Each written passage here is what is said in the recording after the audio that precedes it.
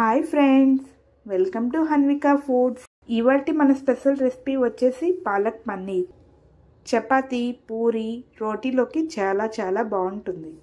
మనం ఇంట్లోనే టేస్టీగా రెస్టారెంట్ స్టైల్లోలా పాలక్ పన్నీర్ని చేసుకోవచ్చు. అయితే చాలామంది పాలక్ పన్నీర్ కర్రీ చేసేటప్పుడు పాలకూరని వాటర్లో బాయిల్ చేసి చేస్తుంటారు. అలా కాకుండా పోషకాలు ఏమీ పోకుండా ఎంతో టేస్టీగా పాలక్ పన్నీర్ కర్రీని చేసుకోవచ్చు. మరి సూపర్గా రెస్టారెంట్ స్టైల్లోలా పాలక్ పన్నీర్ కర్రీని ప్రాసెస్ని చూసేద్దాం రండి.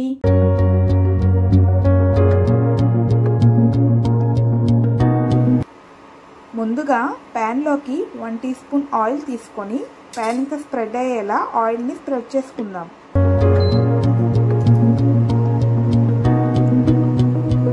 ముందుగా క్యూబ్స్లా కట్ చేసుకున్న పన్నీర్ ముక్కల్ని తీసుకొని ఫ్రై చేసుకుందాం.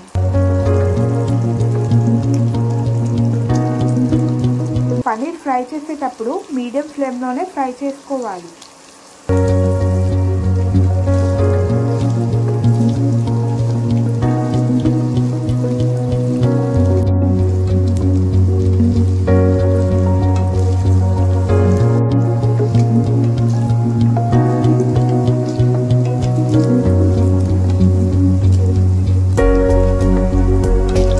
పన్నీర్ పీసెస్ అనేవి గోల్డెన్ కలర్ వచ్చాక ఒక బౌల్లోకి తీసుకుందాం.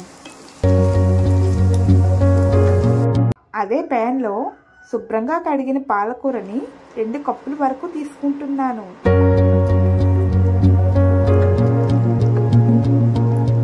పాలకూరని 2-3 నిమిషాలు బాగా ఫ్రై అయ్యే వరకు ఫ్రై చేసుకుందాం.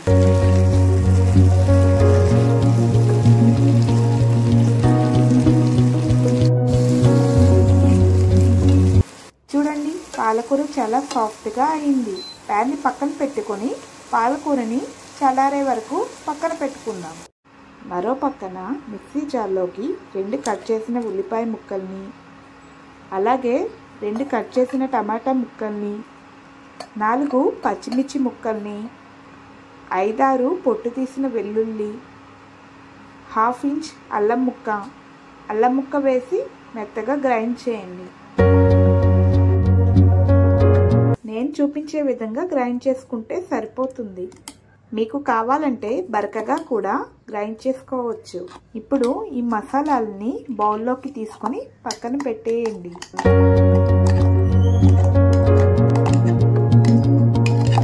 ఇప్పుడు ఇదే మిక్సీ జార్లోకి ఉడికించిన పాలకూరని తీసుకుందాం.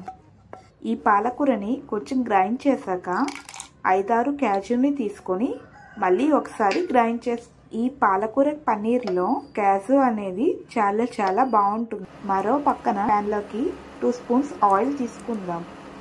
ఆయిల్ వేడయ్యాక 2 బిర్యానీ ఆకులు, అలాగే 1/2 టీ స్పూన్ జీలకర్రని వేసి ఫ్రై చేసుకుందాం. వీటిని కాస్త ఫ్రై చేశాక గ్రైండ్ చేసిన టమాటా ఉల్లిపాయ పేస్ట్ని వేసుకుందాం. ఈ ఉల్లిపాయ టమాటా పచ్చివాసన అంతా పోయే వరకు, దీనిలో వాటర్ అంతా ఇంకిపోయే వరకు బాగా ఫ్రై చేసుకుందాం.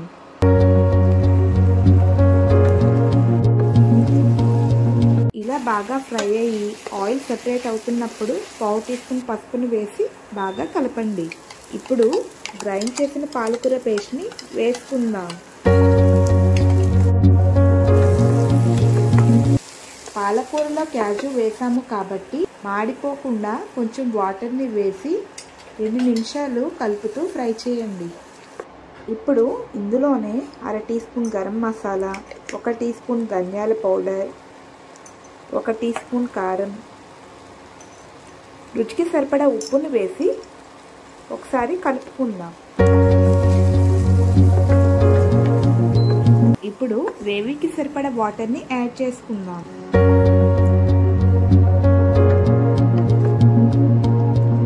ఇప్పుడు మూత పెట్టి 3-4 నిమిషాలు మీడియం ఫ్లేమ్లో ఉడికించండి.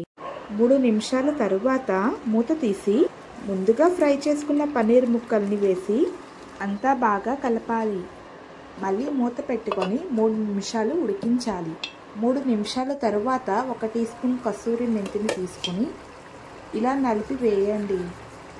ఈ పాలక్ పన్నీర్లో కసూరి మెంతి ఫ్లేవర్ చాలా బాగుంటుంది కాబట్టి కంపల్సరిగా యాడ్ చేయడానికి ట్రై చేయండి, లేకపోతే స్కిప్ చేయొచ్చు. అంతే, ఎంతో టేస్టీగా నోరూరించే పాలక్ పన్నీర్ కర్రీ రెడీ అయిపోయినట్లే. ఇక ఈ వీడియో నచ్చినట్లయితే మీ ఫ్రెండ్స్తో షేర్ చేయండి, లైక్ చేయండి. Thanks for watching. Please subscribe to my channel.